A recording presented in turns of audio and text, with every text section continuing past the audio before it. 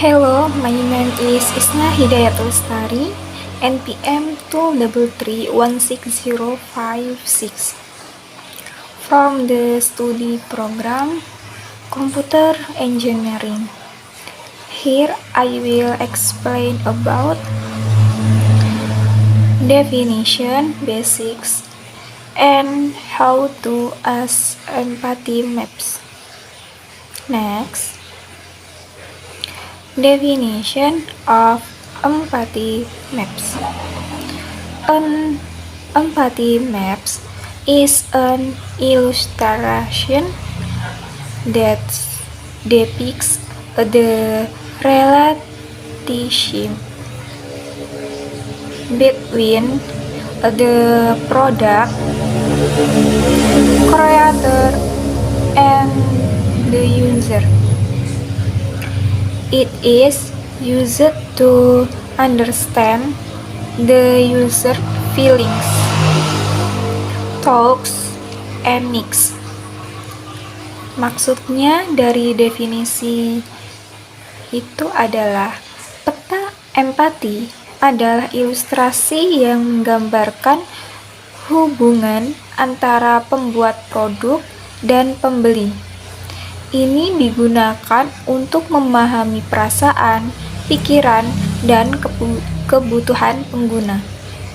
Next, elemen peta empati.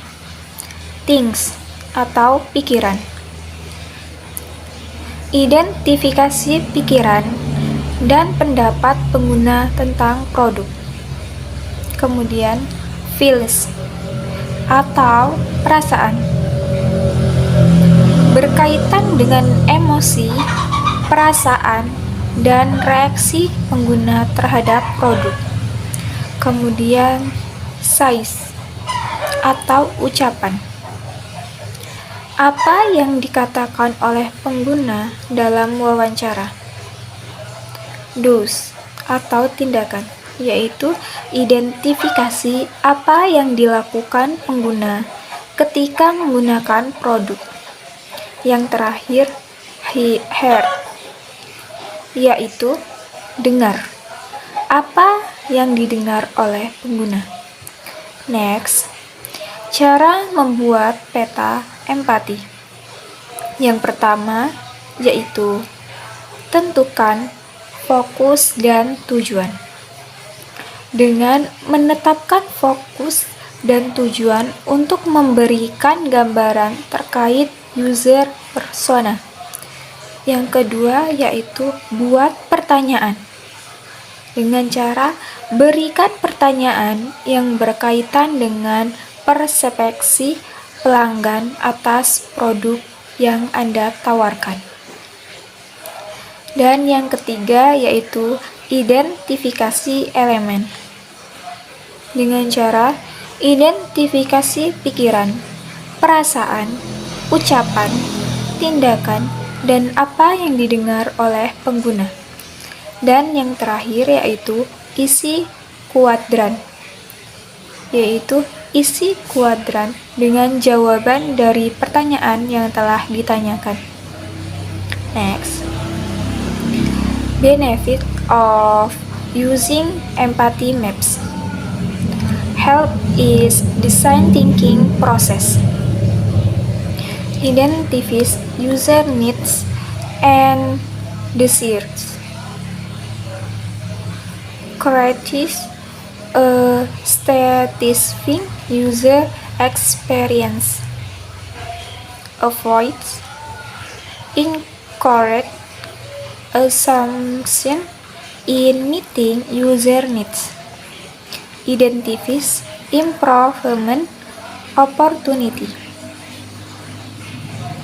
Maksudnya yaitu manfaat peta empati. Yang pertama yaitu membantu dalam proses design thinking.